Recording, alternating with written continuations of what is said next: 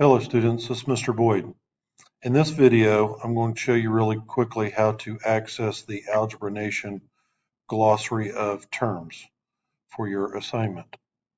So first of all, we want to log into Launchpad, and then once we log into Launchpad, we want to click on our Algebra Nation icon.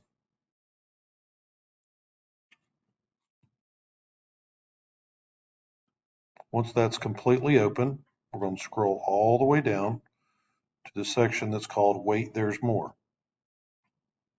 We'll click on the little triangle, and then notice right here there's a PDF file that says Math Nation Glossary. When you click on that, it's going to download the file.